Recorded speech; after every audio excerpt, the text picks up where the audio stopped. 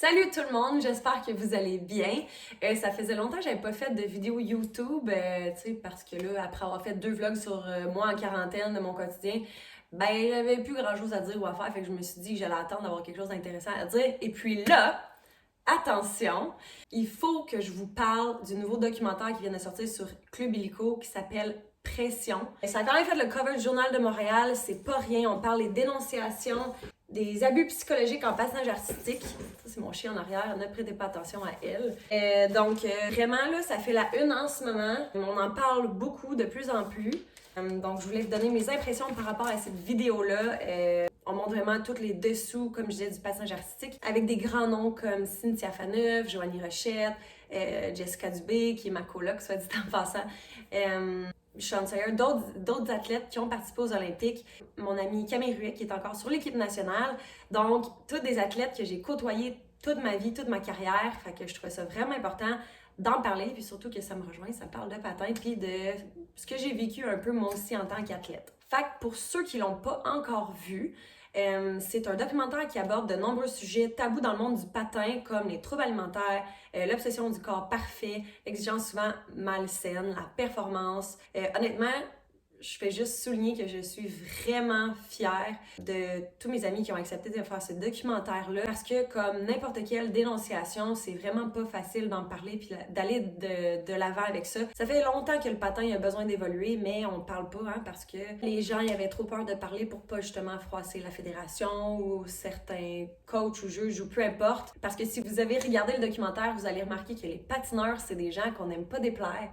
Surtout pas à la fédération. Donc, je veux souligner le courage qu'ont eu ces athlètes-là d'accepter d'en parler. Puis aussi, tout le monde qui a travaillé sur ce projet-là, comme la journaliste Marie-Christine Noël, la réalisatrice Ninon Penneau, puis plusieurs autres personnes qui ont travaillé super fort. Je me dis enfin du monde qui vont faire bouger les choses. Donc, un gros merci.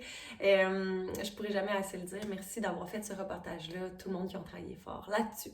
Comme j'en ai long à dire sur ce documentaire-là, puis j'ai un TDAH, fait que je veux pas comme m'aventurer dans trop plein de sujets. Je vais parler de 3 points. Les 3 points qui m'ont le plus, qui ont plus attiré mon attention en fait. La culture du sport, le côté artistique de ce sport et la vie après le sport. Aussi mentionner que je pointe personne du doigt, pas de coach, pas de juge, pas la fédération, du tout. Je pense que le problème, c'est plus la culture du sport, puis c'est sur ça que je veux vous parler aujourd'hui. Je vais commencer tout d'abord par vous parler de la logique de ce sport. C'est un sport jugé, premièrement. Donc, pour déterminer le ou la gagnante, ça va dépendre en gros du goût des juges.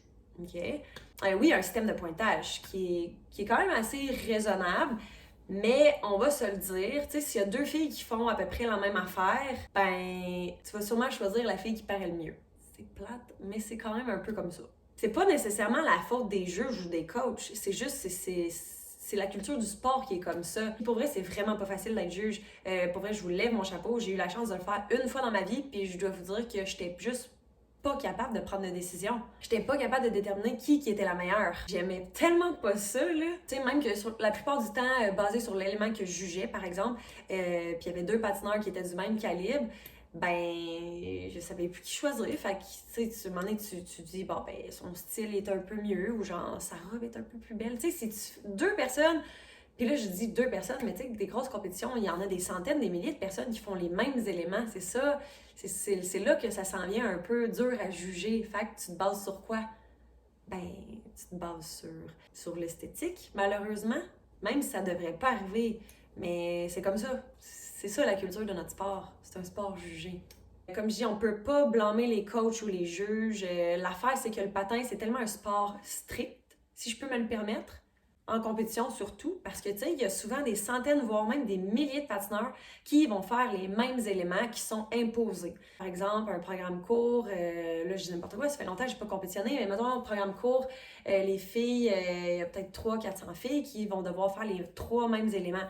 Une spin, les back, mettons un double flip, puis une séquence arabesque, whatever, je dis n'importe quoi. Mais à un moment donné, quand ça fait 300 fois que tu vois les mêmes éléments, tu te bases sur quoi? Tu sais, ça devient comme redondant, puis tu vas faire gagner qui, tu sais? Tu vas faire gagner chouchou. Pour être chouchou, souvent, ça prend les meilleurs chorégraphes, Ça prend les meilleurs coachs, les plus belles robes, faut que tu sois la plus belle, la plus mince. Puis là, c'est là que ça devient malsain. C'est comme si on enlevait tout le côté créatif un peu, puis la liberté. Mais en même temps, ils ont comme pas le choix de faire ça parce qu'il faut qu'ils se basent sur quelque chose pour juger. Mais c'est là que je trouve que c'est complexe un peu. N'importe quel sport jugé, je trouve ça vraiment dur à déterminer les gagnants. Vraiment, vraiment. Fait qu'en enlevant tout le côté créatif du sport, ben les patineurs perdent souvent la passion puis se rendent malades pour être au top. Tu sais, mettons là, tu verras personne en compétition faire un backflip. Hey, mais c'est-tu assez hot un backflip? T'as pas le droit de faire ça en compétition, t'auras pas de points pour ça. Fait que c'est vraiment des éléments stricts, puis c'est ça que je dis, ça vient redondant, genre. C'est comme si les éléments qui te feraient sortir du lot, ben, sont un peu interdits, tu sais. Pourquoi un backflip? Tu te dis, my God. Moi, si je te juge, puis je voyais quelqu'un faire un backflip, je serais comme, oh my God, tu sais. Je garoche des points. Encore là, je parle de mon expérience à moi, là. Je suis pas présidente de la Fédération de Skate Canada ou Skate Québec, là. Tu sais, je parle de mon expérience à moi en tant que patineuse. J'ai fait 15 ans de compétition, puis 6 ans au niveau professionnel. Tu sais, j'ai plus de 20 ans d'expérience quand même dans mon domaine, mais je suis plus autant à jour sur les règlements et tout. Donc, je veux juste dire que je mets quand même des gants blancs dans ce que je dis, là. Je veux pas froisser personne. Pour ma part, quand j'ai arrêté la compétition, puis je me suis mis à... Quand j'ai passé du côté professionnel, j'ai tellement appris de tricks, j'ai tellement appris de choses, comme je dis, qui étaient interdites en compétition. C'est comme si... je me suis découvert en tant qu'artiste, puis j'étais retombée en amour avec mon sport, puis je suis devenue encore meilleure. J'ai appris plein de choses que je savais même pas qu'ils existaient parce que c'était interdit en compé. Donc, quand j'ai commencé à faire des spectacles, je me suis sentie vraiment libre, puis je me suis découvert en tant qu'artiste, puis en tant que patineuse, puis j'ai jamais été aussi bonne en tant que patineuse quand je me suis mis à faire des spectacles. Tu sais, je regardais plus mon poids autant, j'étais moins stricte avec mon alimentation. Ma vie était peut-être un peu plus équilibrée quand je suis passée aux côtés du spectacle parce que je pouvais faire d'autres choses que m'entraîner 20 heures semaine. Et c'est ça, guess what? J'ai jamais été aussi bien dans ma peau. Tu sais, j'ai jamais été malade. Je sais qu'on parle beaucoup des troubles alimentaires dans la vidéo. J'ai jamais été malade, mais la ligne est très, très fine. Puis j'ai marché longtemps sur la ligne, comme le si bien dit mon ami Camille dans le reportage.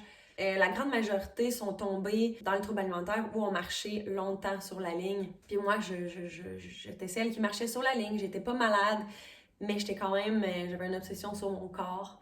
Je voulais tellement, avant les compés, perdre du poids. Puis là, tu sais, tu joues beaucoup au yo-yo avec ton poids parce qu'avant les compés, c'est ça, tu manges plus, tu veux perdre du poids. Après les compés, tu te gaves. Fait que c'est juste une relation malsaine, tu sais. J'ai pas de balance ici chez nous, puis mon poids, il a jamais été aussi stable depuis que je m'en fous, si on veut. Tu sais, je fais attention, puis je m'entraîne beaucoup, je bouge beaucoup, mais je suis pas obsédée par mon poids comme je l'étais avant. Je me pesais 3 fois par jour, mes cuisses étaient grosses, mais c'était des muscles, mais moi, ça me complexait. En tout cas, bref, je veux pas parler non plus de troubles alimentaires trop, parce que je pense que dans le documentaire, ils en ont parlé bien en masse, mais tout ça pour dire que c'est quand même pas normal, c'est bien d'en parler. Je trouve que ça fait bouger les choses. Ce qui m'amène à mon prochain point, qui est le côté artistique de ce sport, patinage artistique. Mais je sais pas pourquoi j'entends juste le mot compétition. Je sais pas si vous avez entendu parler du patineur Elijah Balde. What is it about your beautiful skating that does it? I think it's more than just my skating. I think it's also the times that we're in with COVID and people are kind of feeling down a little bit. Millions of social media fans are loving Elijah Balde. His videos skating on local lakes and busting into hip-hop dance moves on ice rinks are pure joy. I'm skating for the purpose of, first of all, sharing my passion, but also inspiring. It's like this glimmer of hope, you know. Si c'est pas déjà fait, je vous recommande d'aller le suivre. Il est très bon. Il a une histoire incroyable, ce gars-là. Il a toujours été différent des autres patineurs. Puis en compétition, malheureusement, il n'a jamais eu les objectifs. Il n'a jamais atteint les objectifs qu'il voulait parce qu'il sortait du lot. Il était différent des autres. A big turning point for Elijah came when he realized the Olympics wasn't meant to be his path. That's when he started skating, not for a medal, but for the pure artistry of it. Bref, aujourd'hui, il s'est rangé du côté professionnel, puis je trouve qu'il fait passer des très beaux messages, puis personnellement, je trouve qu'il n'a jamais été aussi bon qu'en ce moment. Mon rêve, c'est que la culture du patinage change et qu'on se focus un peu plus sur le côté artistique de ce sport qui est tellement beau. Je pense simplement qu'on devrait miser un peu moins sur l'aspect compétitif. Je dis pas de négliger la compétition, c'est vraiment important. Tu dois passer par là en tant que patineur pour apprendre. Mais, tu sais, mettons, pourquoi qu'en danse, qui est aussi un sport artistique, il y a autant de spectacles que de compétitions. Mais si tu compares le patinage, tu sais, pouvez-vous me nommer un spectacle qui existe au Québec? Moi, je peux pas vous nommer. Oui, des fois, on a une tournée comme, OK, Disney en Ice, là, mettons, mais c'est pas un show québécois. Avant la pandémie, je dois dire que le Cirque du Soleil ont inclus des spectacles de patin comme Cristal et Axel. Puis soit dit en passant, Sean Sawyer, qui était dans le reportage, faisait partie du spectacle. Je fais un peu qu'est-ce que je faisais dans ma carrière amateur. Alors, je fais des sauts, des pirouettes et aussi qu'est-ce que j'ai fait dans ma carrière professionnelle.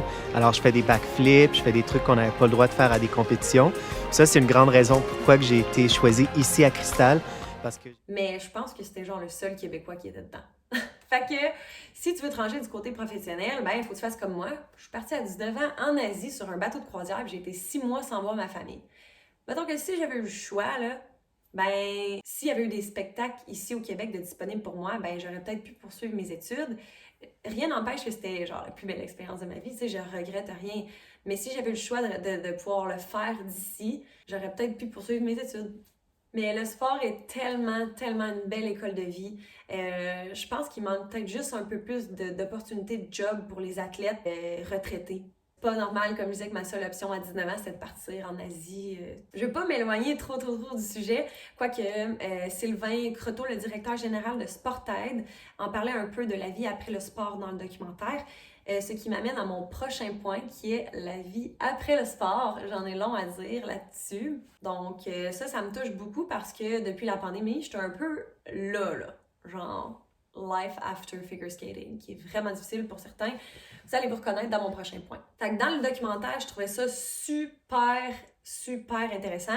Je mentionnais d'ailleurs les conséquences chez les individus qui ont eu une expérience sportive négative, qui sont très grandes, comme les troubles qui suivent les athlètes, même après leur carrière pendant des années, comme les dépressions, les symptômes des chocs post-traumatiques, idées suicidaires, troubles alimentaires, toutes des choses qu'on n'est pas vraiment mises au courant. On pense, nous, que t'as gagné les Olympiques, tu dois tellement être heureux, tu sais, wow, t'as réalisé ton rêve, mais la plupart du temps, tu sais, c'est ça, c'est ces athlètes-là qui ont vécu un grand moment dans leur vie pour lequel ils travaillaient à tous les jours de leur vie pour se rendre là. Puis après avoir gagné les Olympiques, par exemple, t'entends souvent parler des athlètes qui font une dépression puis on est comme, mais what the fuck, c'était ton rêve, t'as gagné les Olympiques, pourquoi t'es dépressif ou pourquoi tu sais, t'as des idées suicidaires? Parce que tu sais, l'entraînement puis la discipline, c'est pas mal indispensable pour les athlètes. Donc, ça laisse pas vraiment la place à faire d'autres choses dans ta vie. Fait que, dans un sens, t'as tout mis tes œufs dans le même panier. Fait que quand tu as terminé ta carrière, qui est souvent très brève, là, comme c'est tellement demandant physiquement que souvent, proche de 30 ans, les athlètes vont arrêter. Mais là, après ça, tu as 30 ans puis tu connais juste ça. Fait que c'est là que je trouvais ça super intéressant qu'il parle du programme de Sportaid qui vient en aide à des athlètes pour leur après-carrière, si on veut. En tout cas, moi, j'aurais bien aimé ça avoir ça dans mon temps. Je trouve que c'est vraiment innovateur. Puis il y a une grande demande pour ça. Sportaid a été créé finalement pour répondre à un besoin méconnu encore dans le monde du sport. Et là aussi, comme dans toutes les sphères de la société, il y a un phénomène important donc qu'on veut contrer. Sportaid a été créé à cet égard, donc de venir voir où on pourrait supporter les individus, les organisations pour faire en sorte que les jeunes sportifs aient une expérience sportive positive. C'est un genre de suivi, si je comprends bien, le programme Sportaid. C'est la première fois que j'en entendais parler. Tu sais, honnêtement, j'aurais aimé être guidée dans ma transition de vie après mon sport, comme je disais. Puis tu sais, je parle aux Olympiques, là, mais ça veut pas dire que t'as pas été un athlète olympique, que tu t'es entraîné moins que ceux-là, parce que il y en a juste quelques-uns qui vont aux Olympiques, mais tous les autres, ils s'entraînent tout autant.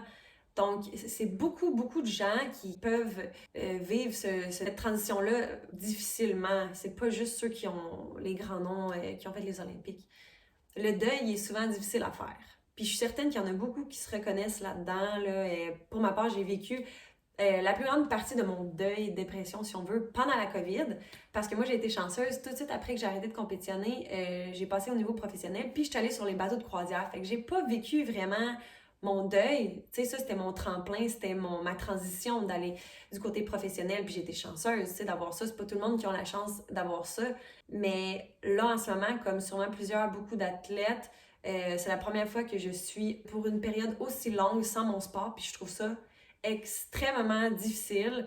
Il faut que je fasse beaucoup de travail sur moi-même parce que je me cherche en tant que personne sans mon sport. Je sais pas je suis qui sans le patin, tu sais. Pareil pour tous les sports.